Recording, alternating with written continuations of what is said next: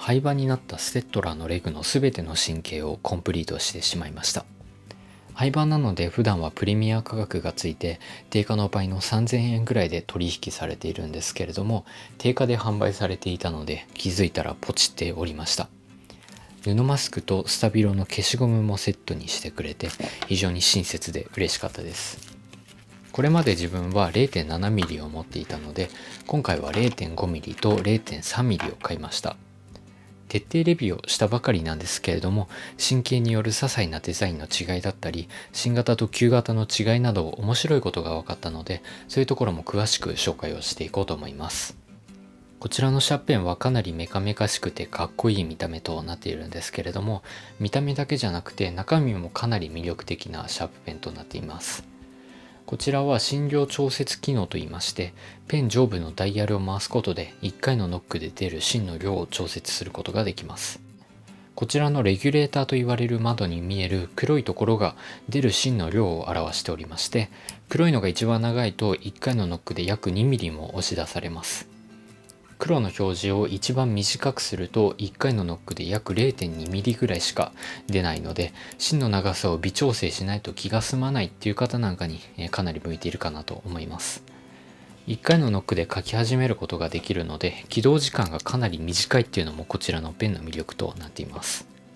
そんな面白い機能が搭載されたこちらのシャーペンですが、これまで気になっていたのが、神経によって1回のノックで出る芯の長さが違ってくるのかというところですね。一番短い長さに調節して10回ノックをしてみました。一番右の 0.3mm は結構長く出たんですけれども、真ん中の 0.5mm はかなり短くなっております。これは個体差によるものなのか、それとも神経によるものなのか、詳しいところは分かりませんが、結構違ってきますね。一番長く出るように調節をして5回ノックをしてみました。この場合はどの神経も同じぐらいの長さでしたね。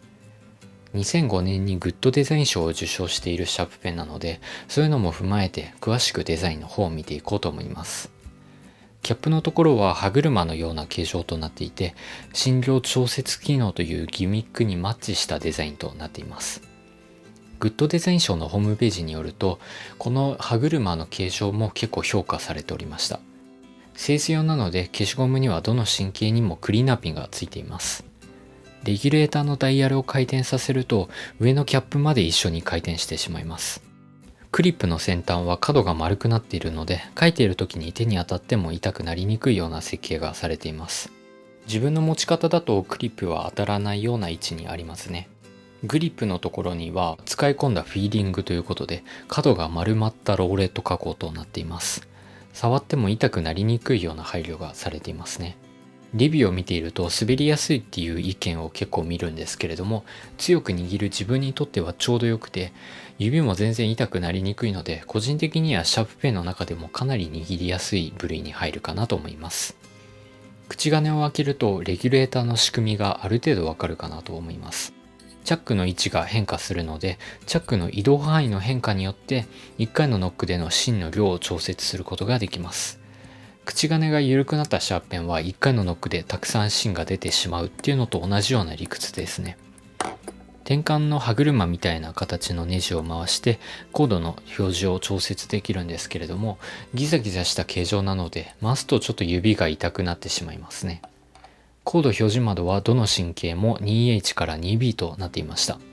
ここで新たな発見があったんですけれども、新型と旧型でキャップの長さが違ってきます。これまで自分が持っていた 0.7mm が旧型だと思うんですけれども、旧型はキャップの長さが結構短くなっております。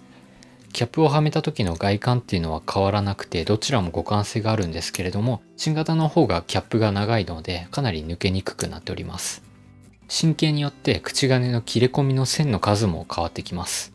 これは他のステッドラーのシャーペンでもよく見られるので、知ってる方も多いんじゃないかなと思います。製造している方は線の太さを使い分けることが多いので、ペン先を見ただけでどの神経なのか視覚的に判断できるのは結構ありがたいんじゃないかなと思います。徹底解説の動画で5つ星評価をしたんですけれども、自分の中では総合が星4つとなっておりまして、結構な好成績を残したシャープペンとなっております。独特な機構が搭載されているのにもかかわらず結構安定感が優れていて、製図用シャーペンの中ではかなりスペックが高いペンとなっております。起動時間が短いので頻繁に線の太さを変更する製図の場面でかなり活躍ができるペンかなと思います。ただ 0.3mm は中で芯が折れやすいので、用がない時は口金のネジを回さない方がいいかなと思います。でも自分のレグは普通に使っている時に勝手に折れるってことはなかったですね。重心はわずかに低めとなっています。後ろのキャップが書いている時にカタカタと言ってしまうので、そこが唯一の残念なところかなと思います。重量は 23g と少し重たいので、取り回しにあんまり向いていないというところから、一般筆記というよりかは製図をするためだけに生まれたようなシャーペンかなと思います。製図にステータスを全振りしたような感じですね。結構かっこいいデザインですし、このシャーペンに関しては、一定のファンも多いかなと思います。廃盤になってしまったのが本当に惜しい、そんなシャーペンですね。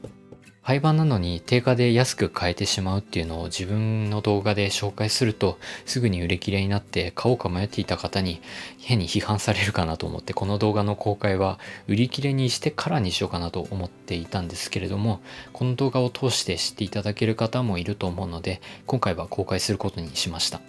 そういうのって実際どうなんでしょうかね。廃盤のシャーペンが売っていたお店を教えないっていうのは文房具好きの中で暗黙の了解みたいになっているんですけれども、楽天でもそういうのって教えちゃいけないのかなって思ったり思わなかったりしております。本当にありがたいことにこれだけのチャンネル登録者になってしまった以上、影響力っていうのはどうしても持ってしまうんですけれども、かといってそういうのを気にして動画投稿していくのもコツとしても問題がいろいろと出てしまうと思うので、これからも自分が出したい動画を出していこうかなと思います。無駄話が多くなって申し訳ないんですけれども、今日はこのぐらいにしておこうと思います。ご視聴ありがとうございました。